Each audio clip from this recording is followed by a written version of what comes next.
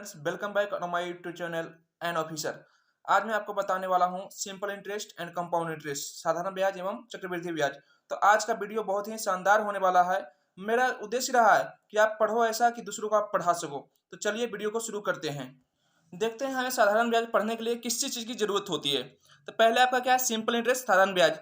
इसके लिए आपको प्रिंसिपल जिसे बोलते हैं मूलधन, रेट दर जिसे बोलते हैं R% से डिनोट किया जाएगा, टाइम आपका क्या होगा समय, और दूसरा जो आपका क्या होगा SI सिंपल इंटरेस्ट साधारण ब्याज। तो साधारण ब्याज का फॉर्मूला आप सभी लोग जानते होंगे, SI इक्वल टू मूलधन गुना समय गुना दर बटा 100 PRT। तो आप बोलेंगे ये क्या नया बात है, तो अभी करने वाला हूं नया, आप तो सोचो। तो इसमें आप देख रहे हैं RT/100, इसे लिख सकते हैं P का RT%, P multiply RT%। RT% का मतलब क्या होता है 1/100। जैसे RT बराबर क्या लिखेंगे, RT/100 लिख सकते हैं ना। जैसे आपको बोलना हो कि 100 का 10% निकालो तो क्या लिखते हैं 100 गुना 10/100, परसेंटेज मतलब 1/100। उसी तरह से आपका क्या हो गया RT%। अब आगे देखते हैं कि इसका अमाउंट मतलब मिश्रधन क्या होता है मूलधन प्लस SI, मूलधन प्लस साधारण ब्याज। अर्थात लिख सकते हैं SI बराबर मिश्रधन माइनस मूलधन। अब आपके सामने एक प्रश्न है, P इक्वल टू 1000, मतलब मूलधन बराबर 1000, रेट परसेंटेज बराबर 3%, दर बराबर 3%, समय टाइम बराबर 10 साल, तो अमाउंट क्या होगा। ठीक है, तो आप बोलेंगे इतना आसान क्यों ले रहे हैं, तो चलिए अभी तो कॉन्सेप्ट सिखाना है ना। बी और नो हम लोग सभी जानते हैं कि आपका क्या होता है मिश्रधन, अमाउंट बराबर मूलधन प्लस साधारण ब्याज। आपको आपको अभी बताया ऊपर में कि साधारण ब्याज बराबर क्या होगा RT%। RT% कैसे होगा, पहले देखते हैं सिंपल से। सिंपल इंटरेस्ट PRT/100, आपका P 1000 गुना 10/100, आपका कितना आ गया 300। उसमें आपका देखते हैं P का RT% बराबर क्या आता है, तो आपका क्या हो गया P आपका 1000 रुपया दिया हुआ है। RT मतलब R 3%, T टाइम 10 ईयर, 10 दिया 30%, आपका 1000 गुना 30/100, परसेंटेज का मतलब 1/100, 30 का बटा 100, 300। सेम आया दोनों में। हमें निकालना है क्या अमाउंट के लिए क्या होता है मूलधन आपका प्रिंसिपल प्लस SI साधारण ब्याज। तो उसमें देखते हैं आपका प्रिंसिपल क्या दिया हुआ 1000 प्लस आपका जो साधारण ब्याज आया 300 रुपया, टोटल कितना हो गया अमाउंट 1300 रुपया। अब आगे देखते हैं, अब अमाउंट के लिए दूसरा फॉर्मूला देखते हैं कि आपका A इक्वल टू लिख सकते हैं P मल्टीप्लाई 130/100। इसका मतलब क्या हुआ कि अगर आपके पास 100 रुपया है, 100 रुपया है और 30% बढ़ गया, तो उसको क्या करते हैं 100 गुना 130/100 करते हैं ना। जैसे 100 रुपया है और वो 30% बढ़ा दिया तो 100 गुना 130/100 करते हैं। उसी तरह से आपका क्या है RT 30% बढ़ ही रहा है ना, तो P गुना 130/100, अर्थात P आपका 1000 था और आपका RT% जो था कितना था 30, 10 दिया 30, तो 130/100 हमें 30% बढ़ाना है ना।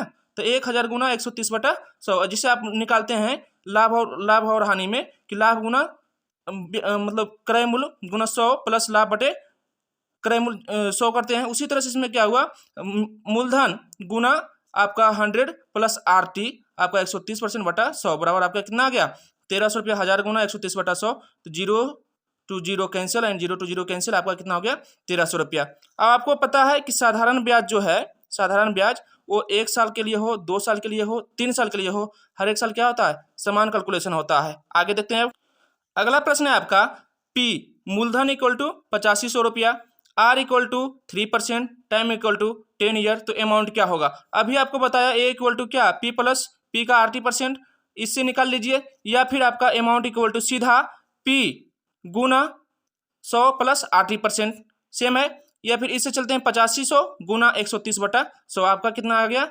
11050। या फिर इससे देखते हैं सिंपल इंटरेस्ट क्या होता है PRT मूलधन गुना दर गुना समय बटे 100, इससे आपका निकालेंगे तो आपका आ जाएगा जो SI है 2550। अमाउंट निकालना है, अमाउंट के लिए क्या करते हैं प्रिंसिपल मूलधन प्लस ब्याज, आपका 11050। ठीक है, दूसरा मेथड जो अभी भी सिखाया आपको, SI बराबर P का RT%, SI आपका 8500, RT 3 गुना 10 30%, 30/100 आपका 2550। तो आपका अमाउंट मिश्रधन बराबर मूलधन प्लस साधारण ब्याज आपका सीधा आ गया। ठीक है, तो इसी तरह से आपको मतलब अगला प्रश्न आप देखते हैं, कोई मूलधन 6 वर्ष में 10 गुना हो जाता है, कितना गुना हो जाता है, तो रेट क्या है देखते हैं। क्या इसमें आपका क्या दिया हुआ है P दिया हुआ है मूलधन, वर्ष दिया हुआ है 6 वर्ष, और टाइम आपका कितना गुना हो गया वो 10 गुना, रेट निकालना है हमें। तो आपको पता है रेट इक्वल टू 9/6 गुना 100। ये 9/100 कहाँ से आया? 9 आपका कोई भी आपका जैसे मूलधन है, मिश्रधन है, 10 गुना हुआ है, 10 गुना क्या कहलाएगा? आपका मिश्रधन ही हुआ है। तो मूलधन कितना रहा होगा? मूलधन 1 रहा होगा और आपका क्या हो गया? 10 गुना हो गया। तो आपका यहाँ से मानते हैं कि आपका जो मिश्रधन है ए है, ठीक है। मिश्रधन पर क्या होगा? मूलधन प्लस साधारण ब्याज, यही होता है ना। तो आपका मान लीजिए कितना हो गया मिश्रधन? 10 गुना। तो आपका मान लेते हैं 10x हो गया। कितना x हो गया? 10x। और मूलधन कितना था? x plus SI. x plus SI बराबर मिश्रधन हो गया ना। मूलधन प्लस साधारण ब्याज बराबर मिश्रधन। अब यहाँ से देखते हैं 10x minus x, 10x minus x equal to SI. अब एसआई क्या होता है? पहले लिख लिया 9x, 10x minus x 9x। और एसआई इक्वल टू आप सभी जानते हैं p, मूलधन कितना माने थे? x, p R T by 100 होता है ना। एसआई बराबर आपका पी आर टी मूलधन गुना दर गुना समय बटा 100। अब यहाँ से देखते हैं आपका x कैंसल, ठीक है। तो आपका क्या हो गया? 9, आपका क्रॉस मल्टीप्लिकेशन किए, तिरछा तिरछी गुना 9 गुना 100 बराबर r गुना t। यहाँ से क्या हो गया? r इक्वल टू 900 आ गया। अब बाई टी बटा टी, यहाँ से हो गया, पता चल गया आपको। अर्थात यहीं से लिखे थे 9 गुना 100/6, 9 गुना 100/6, 9 मल्टीप्लाई बाई 100/6। अब कितना हो जाएगा? जब इसे क्रॉस मल्टीप्लिकेशन करेंगे तो आपका 2 तिया 3 तिया 9, 2 तिया 6, यहाँ से हो जाएगा 300/2। 300/2 करेंगे तो आपका कितना आ जाएगा? 150%। अच्छा, अर्थात आपका आर कितना होगा? 150%। सेम आपका आगे प्रश्न में बोल रहा है कि कोई धन P, कोई धन मूलधन या P 5% रेट से, कितने से? 5% रेट से 6 गुना हो जाता है। 6 गुना हो जाता है तो कितने समय में होगा? कितने टाइम लेगा ये? तो आपको अभी बताया था 6 गुना हुआ है, मतलब 5 गुना ब्याज मिला है। 1 गुना तो अपने था ही, ये x था तो कितना हो गया है? 6x हो गया है, यही हुआ ना। ब्याज कितना हुआ? 5x। तो पहले आप कंसेप्ट को समझते हैं। t इक्वल टू लिखते हैं, टाइम इक्वल टू क्या लिखेंगे? आपका यहाँ जो आप क्या है, कितना गुना हुआ? 6 गुना हुआ। साधारण ब्याज कितना मिला? 5 गुना, 5 ही गुना मिला ना, गुना 100/r रेट ऑफ इंटरेस्ट। देख लेते हैं यहाँ से थोड़ा सा। एसआई आपका कितना मिला? 6 गुना हुआ तो एसआई आपका 5 गुना, और एक्स आपका क्या है? मूलधन है। तो आपका एसआई बराबर होता है मूलधन गुना समय गुना दर बटा 100। तो 5x आपका आ गया एसआई, और ए है कितना? x, मूलधन x, तभी तो दोनों मिलकर के 6x हुआ, 6x, 6 गुना। तो आपका यहाँ x से x क्या हो गया? कैंसल। आपका बच गया 5 मल्टीप्लाई बाई 100 जब तिरछा तिरछी गुना करेंगे तो। और यहाँ पे बच गया आपका r मल्टीप्लाई टी। तो t निकालना है हमें। क्या निकालना है? यहाँ पे टाइम निकालना है ना, टाइम निकालना है हमें। टाइम इक्वल टू लिखेंगे 5 मल्टीप्लाई 100/r, जो यहाँ पे हमने किया। कॉन्सेप्ट समझ में आ गया आपको? ठीक है। तो आगे देखते हैं। t equal to 5 multiply 100/5। अब 5 से 5 क्या हो गया?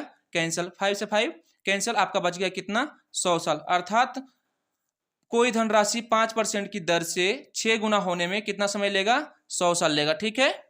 अब अगला प्रश्न देखते हैं कि कोई धन P, फिर से मैं 5 वर्ष में 10 गुना, 5 वर्ष में 10 गुना, 10 गुना हुआ है, मतलब x था तो कितना हो गया? 10x, मतलब ब्याज मिला है कितना? 9x ब्याज मिला है, यही ना। अब तो कितने वर्ष में 19x हो जाएगा? 19 गुना हो जाएगा, मतलब 19x हो जाएगा। 19x होने के लिए क्या होगा? 18x इसे ब्याज चाहिए, 18x ब्याज चाहिए ना। अब कितने समय में बोल रहा है? कितने समय? तो यहाँ से देखते हैं आपका जो P होगा 10P होगा, कब होगा? P plus 9P।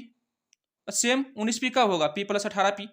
अर्थात ए हो गया आपका एसआई साधारण ब्याज, और ये भी आपका साधारण ब्याज, और ये हो गया मूलधन, दोनों मिला करके 19 गुना, ये हो गया आपका 10 गुना। तो अब देखते हैं समय निकालना इसमें। 5 वर्ष में कितना हो रहा? 5 वर्ष में 9 मिल रहा साधारण ब्याज, 9 गुना, तब तो हो रहा है 10 गुना, टोटल 10 गुना। अब तो फिर कितने वर्ष में आपका ये हो जाएगा? 18 गुना। कितने वर्ष में आपका हो जाएगा? 18 गुना। तो इसलिए क्या करना होगा आपको? 18 पचे 90, 18 पचे 90, तो 90 आपका क्या यहाँ पे हो जाएगा? 18 पचे 90 और टी 2 9, और 90 में से 9 से भागा देंगे, आपका कितना हो जाएगा? 10। जिससे आपका 18 गुना 5/9 T2, यहाँ से लिखेंगे 9/90/9 आपका कितना हो जाएगा? 90 आपका 10 वर्ष। ठीक है। एक बार फिर देखते हैं, सेम क्वेश्चन है आपका कि कोई धन P जो है आपका 5 वर्ष में 10 गुना हो जाता है। कितना गुना? 10 गुना हो जाता है। 10x हो जाता है, अर्थात साधारण ब्याज कितना मिलता है? 9x मिलता है। तो 10 वर्ष में कितना गुना हो जाएगा? अब पूछ रहा है कि कितना गुना हो जाएगा। दोनों समय दिया हुआ T1 और T2 दिया हुआ साधारण ब्याज क्या करना है? ज्ञात करना है, तभी तो गुना का पता चलेगा। तो अब देखते हैं 5/10 5 वर्ष में कितना हो रहा है आपका? 10 गुना, मतलब साधारण ब्याज कितना मिल रहा है? 9। और तो 10 वर्ष में कितना हो जाएगा? 10 वर्ष में हमें क्या करना है? ज्ञात करना है। तो इसके लिए क्या किए कि 5 और SI2 तिरछा तिरछी गुना किए, आपका तिरछा तिरछी गुना 5SI2 equal to 9 multiply by 10, 9 गुना 10। SI2 इक्वल टू लिखेंगे 90/5, 90/5 तो क्या आ गया? 18। SI क्या मिलना चाहिए? 18x मिलना चाहिए। तो SI 18x मिलेगा तो A बराबर क्या हो जाएगा? SI प्लस 1 गुना जो आपका x था, तो 18 प्लस 1, 18 प्लस 1 आपका कितना हो जाएगा? 19 गुना। अर्थात 10 वर्ष में कितना गुना हो जाएगा? 19 गुना हो जाएगा। क्योंकि यहाँ पे SI क्या लिखते हैं? एक कम करके लिखते हैं ना। 10 गुना था तो 9 लिखे थे। अब यहाँ पे कितना आया? 18 आया SI2, तो 18 आया है तो SI आपका आया, तो ये कितना गुना हो जाएगा? +1 कर देंगे, 19 गुना। ठीक है, चलिए एक और देखिए। आपका बोल रहा है कि कोई धनराशि 10 वर्ष में, कितने साल में? 10 साल में 26 गुना, 26 गुना, 26 गुना हो रहा है, मतलब 25 क्या मिल रहा है इसको? SI मिल रहा है।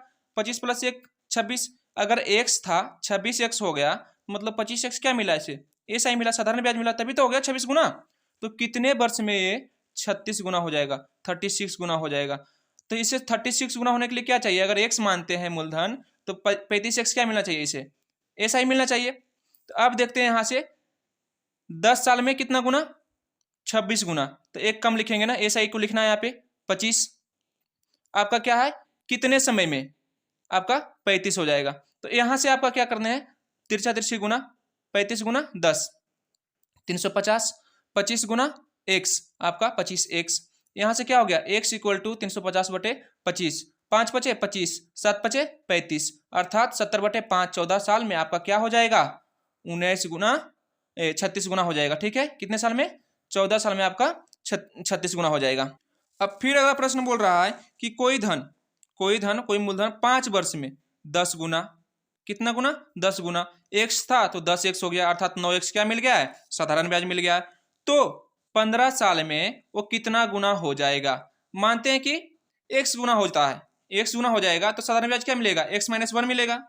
x गुना होगा तो साधारण ब्याज क्या होगा? x - 1, क्योंकि यहाँ पे 10 गुना हो रहा है तो आपका क्या था? 9x साधारण ब्याज है और आपका x क्या है? मूलधन है। इसी तरह से माना x गुना हो जाएगा तो इसका क्या हो जाएगा? साधारण ब्याज क्या हो जाएगा? x - 1 ही होगा ना।